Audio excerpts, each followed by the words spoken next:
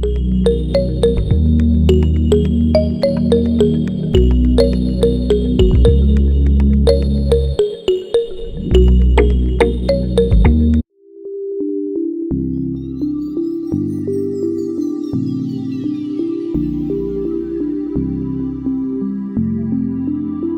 kawan semua, kembali lagi ke channel Sarada Tusti. Kali ini, Sarada Tusti melakukan perjalanan jauh dari Pulau Jawa menuju Pulau Bali. Bagaimana perjalanannya? Mari simak terus videonya. Hari ini cuacanya cerah, dan langit pun terlihat biru. Cuaca cerah membuat perjalanan terasa nyaman. Perjalanan darat menuju Pelabuhan Ketapang memakan waktu kurang lebih 7-11 jam perjalanan ya kawan. Bergantung pada kecepatan dan kondisi selama di jalan. Selama perjalanan, coba untuk menikmati pemandangan sebelah kanan dan kiri jalan tol. Nampak pepohonan dan kendaraan lain yang melintas. Adanya jalur tol Trans Jawa, perjalanan ke Pulau Bali bisa lebih cepat dari sebelum adanya jalan tol. Sebelum melakukan perjalanan jauh dengan kendaraan pribadi, pastikan untuk mengecek kondisi kendaraan dan surat kendaraan, serta pastikan juga kondisi tubuh kita dalam keadaan sehat. Kondisi kesehatan berperan penting dalam keamanan dan kenyamanan saat berkendara.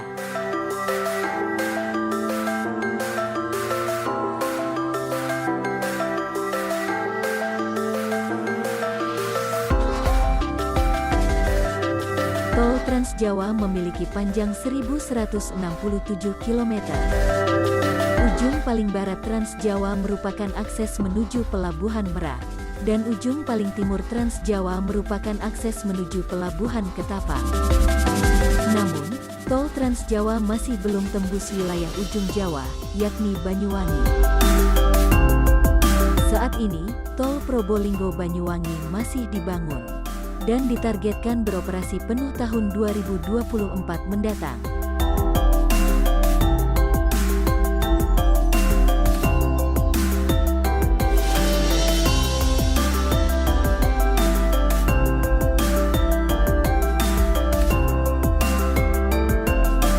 Tidak terasa sudah memasuki jalan tol Pasuruan Probolinggo. Pemandangan sawah yang menyegarkan mata ya kawan.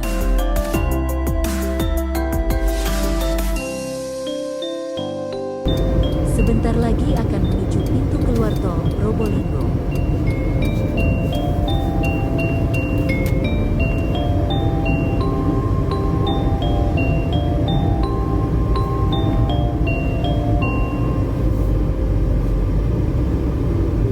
Wah, disambut dengan pemandangan gunung yang indah.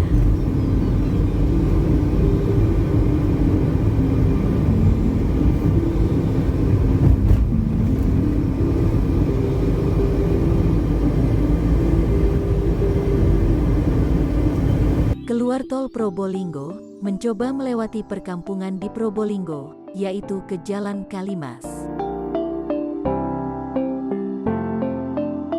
Salah satu yang menarik perhatian saat melintas di Jalan Kalimas ini, yaitu nama dusunnya dengan nama Nenek Indah. Sungguh nama dusun yang unik ya kawan. Mungkin ada yang tahu dengan asal-usul penamaan Nenek Indah, silahkan tulis di kolom komentar ya. Kampung ini berbatasan langsung dengan kali. Namun, kampungnya tertata rapi dan bersih.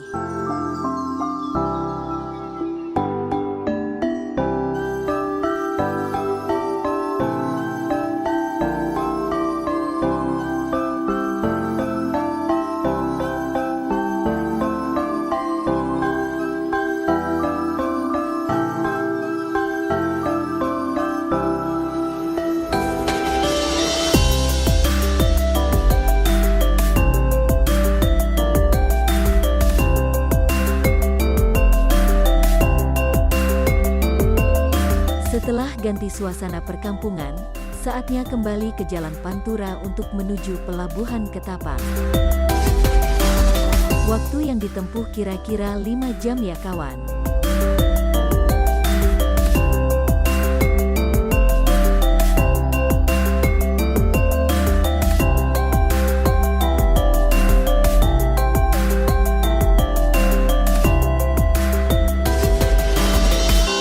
Nampak pemandangan sungai saat melintasi jembatan Semampir di Kraksaan. Kraksaan merupakan ibu kota Kabupaten Probolinggo yang sekaligus menjadi pusat pemerintahan. Nama Kraksaan tidak lepas dari asal-usul Kabupaten Probolinggo. Menurut cerita masyarakat, Kraksaan merupakan perubahan ucap dari Krasan, yang artinya betah, di mana pada waktu Hayam Wuruk merasa betah selama beristirahat di wilayah ini. Wilayah ini disebut Krasan, Kraksan, dan beralih ucap menjadi Kraksaan. Pada tahun 1800-an, Kraksaan merupakan sebuah kabupaten yang membawahi beberapa wilayah. Mulai dari Dringu sampai Paiton, yang dibuktikan adanya peta kuno zaman Hindia Belanda. Seiring perubahan pemerintahan, Kabupaten Kraksaan dilebur menjadi Kabupaten Probolinggo.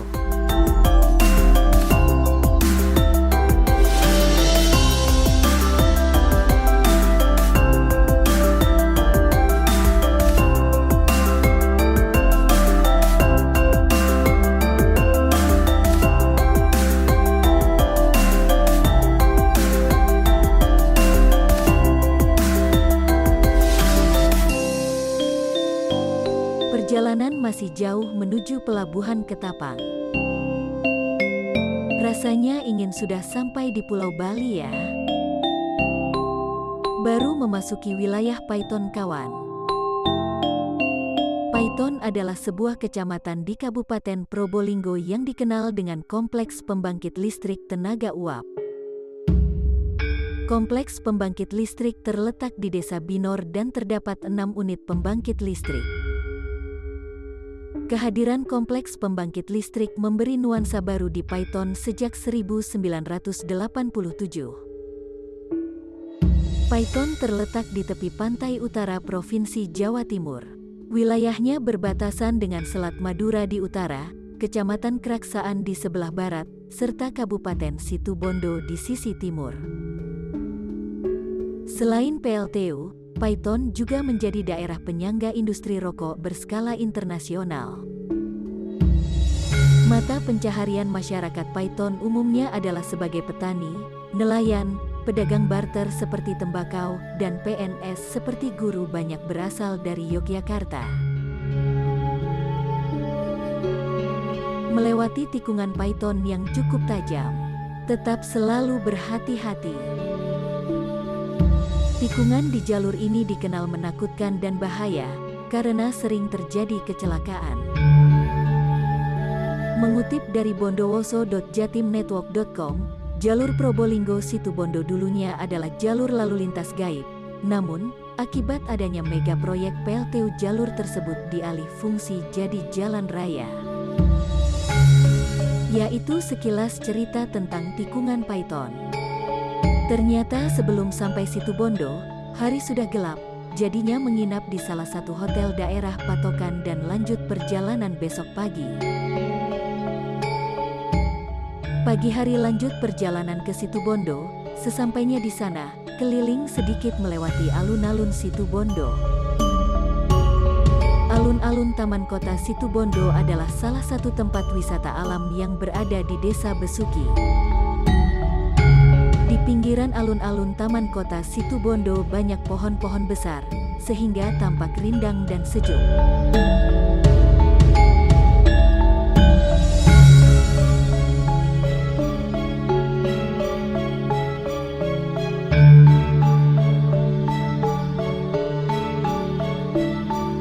Selain melewati alun-alun, juga melewati Pendopo Aryo Situbondo.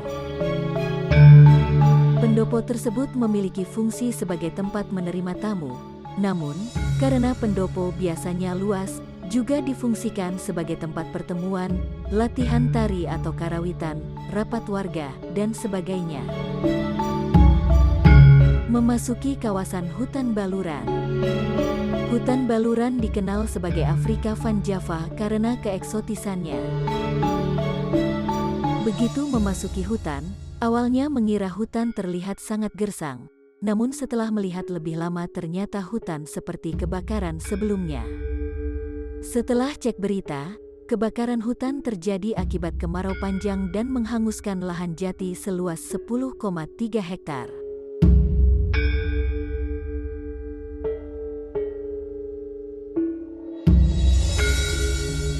Di tengah perjalanan tiba-tiba hujan turun. Semoga perjalanan berjalan lancar ya.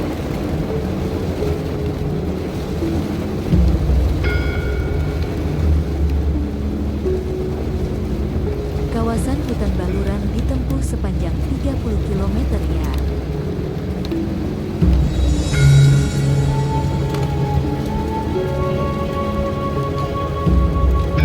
Wah, sudah kelihatan lautnya. Berarti pelabuhan sudah semakin dekat.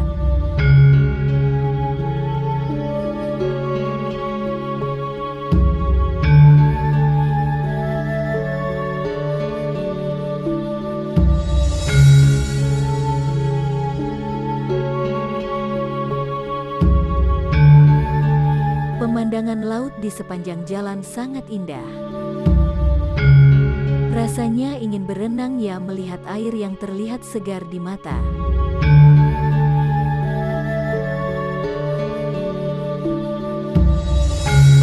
Terlihat patung penari gandrung yang merupakan tarian khas dari daerah Banyuwangi dan menjadi ikon di Banyuwangi. Tarian gandrung memiliki makna sebagai perwujudan rasa syukur masyarakat setelah panen. Iringan musik tari gandrung merupakan musik khas perpaduan budaya Jawa dan Bali.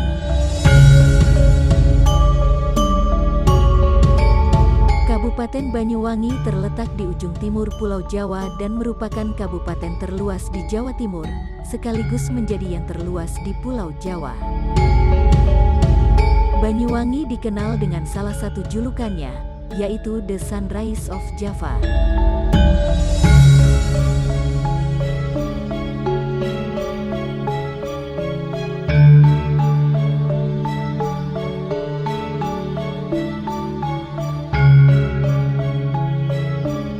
Pesisir Kabupaten Banyuwangi, terdapat Pelabuhan Ketapang yang merupakan penghubung utama antara Pulau Jawa dengan Pulau Bali.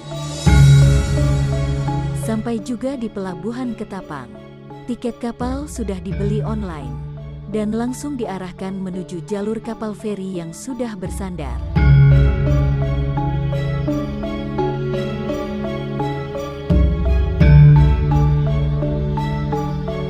Perjalanan yang ditempuh kapal menuju Pelabuhan Gilimanuk di Pulau Bali yaitu sekitar 45 menit.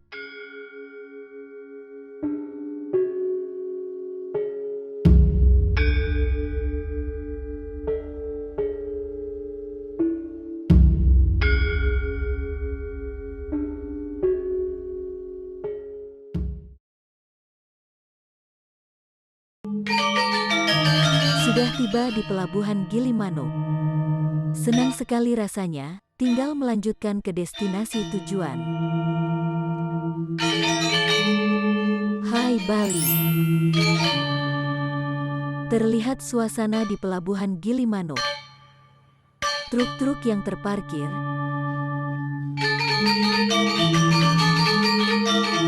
Kapal yang bersandar dan petugas pelabuhan yang sedang bertugas.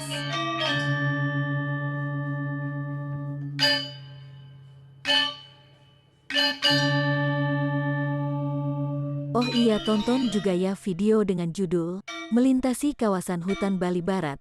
Di situ ada sejarah singkat Gilimanuk, linknya disertakan di deskripsi ya. Pelabuhan Gilimanuk termasuk dalam Kabupaten Jembrana. Kabupaten Jembrana terletak di ujung barat Pulau Bali. Ibu kotanya adalah Kecamatan Negara. Kabupaten ini berbatasan dengan Kabupaten Tabanan di timur, Kabupaten Buleleng di utara, Selat Bali di barat, dan Samudra Hindia di selatan. Munculnya pemukiman di Jembrana sudah dari 6.000 tahun yang lalu berdasarkan bukti-bukti arkeologis. Nama Jembrana berasal dari kawasan hutan belantara atau Jimbarwana yang dihuni Raja Ular atau Naga Raja. Penyebutan nama-nama tempat secara mitologis telah menjadi tradisi melalui cerita turun-temurun di kalangan penduduk. Penduduk Kabupaten Jembrana 77,50%-nya adalah suku Bali, sedangkan suku lainnya banyak berasal dari suku Jawa, dan sebagian lagi adalah orang Melayu, Bugis, Madura, Sunda, Tionghoa, Sasak, Flores, Batak, dan beberapa suku lainnya. Sampai jumpa di video selanjutnya.